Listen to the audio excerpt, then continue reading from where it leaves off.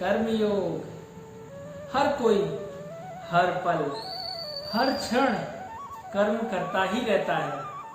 वह चाहकर भी कर्म किए बगैर नहीं रह सकता। कई कर्म छल और कपट से भरे हुए रहते हैं और कई कर्म हमें अपने कर्तव्यों में रहकर करना पड़ता है। आइए जानते हैं कि किस तरह के कर्म कर हम अपने लक्ष्यों को प्राप्त कर सकते हैं। श्रीमद् भगवद गीता के 3 अध्याय में भगवान श्री कृष्ण अर्जुन को कर्मयोग का महत्व समझा रहे हैं। अर्जुन विपदा में है, अर्जुन विषाद में है, वे समझ नहीं पा रहे हैं, वे निर्णय नहीं ले पा रहे हैं। ऐसा ही हमारे साथ होता है। कई बार हम भी निर्णय लेने में असमर्थ हो जाते हैं। वही सब कुछ श्रीमद् गीता के ज्ञान में रखा हुआ है। हमें इस ज्ञान को अपने जीवन पर ढालना है। आइए अध्ययन करते हैं श्रीमद् भगवद गीता का 3 अध्याय के प्रथम श्लोक से। जय श्री कृष्णा। अर्जुन उवाच जायसी चेत् कर्मणस्ते मता बुद्धि जनार्दन तत्किं कर्मणि घोरे मां नियोजयसि केशव। अर्जुन पूछ रहे हैं कि हे जनार्दन, तुम मुझे इस भयंकर कर्म में क्यों उद्यत कर रहे हो?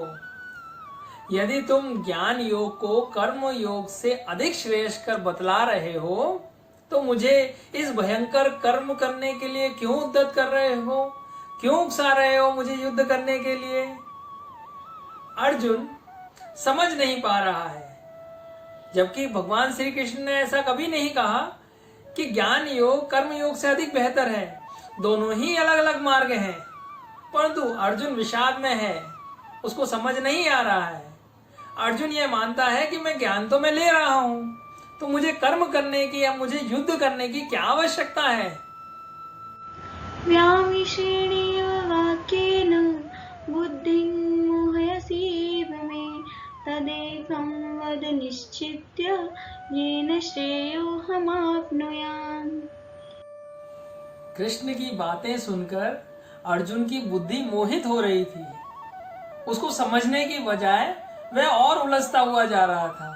वे भगवान श्री कृष्ण से पूछते हैं, मुझे एक बार बतला दो कि मुझे किस मार्ग पर चलना है। आप मुझे और अधिक भ्रमित ना करें। दोस्तों, कृष्ण की बातें, कृष्ण का ज्ञान है तो बहुत कॉम्प्लिकेटेड। इसको समझना इतना आसान भी नहीं है।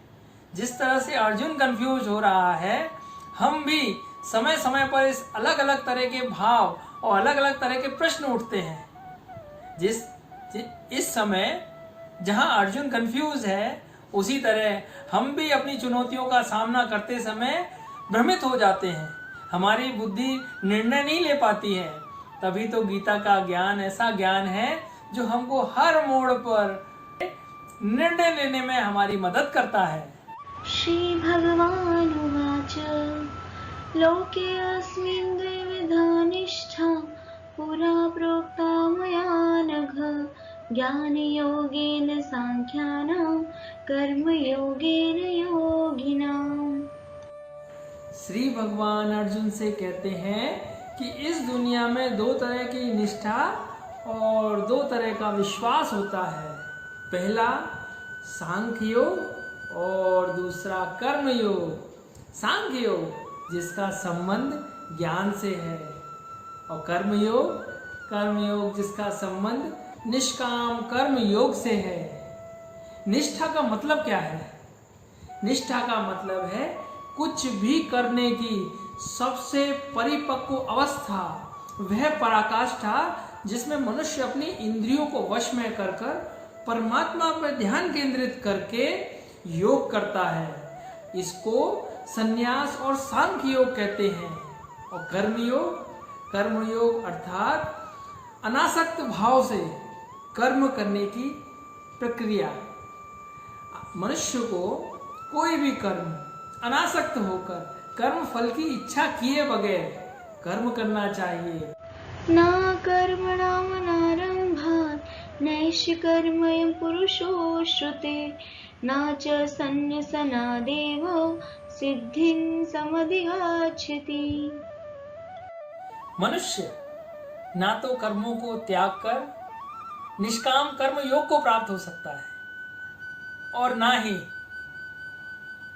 कर्म त्याग कर वह योग निष्ठा को प्राप्त होगा। कर्मों को त्याग कर संन्यास भी नहीं पाया जा सकता है।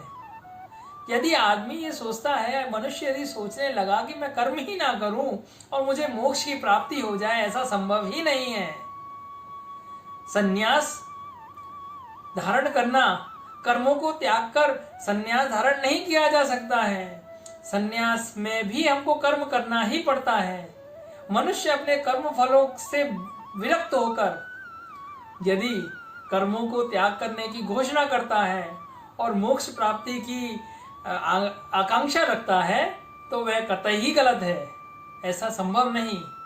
ऐसे तो दुनिया चल ही नहीं सकती है।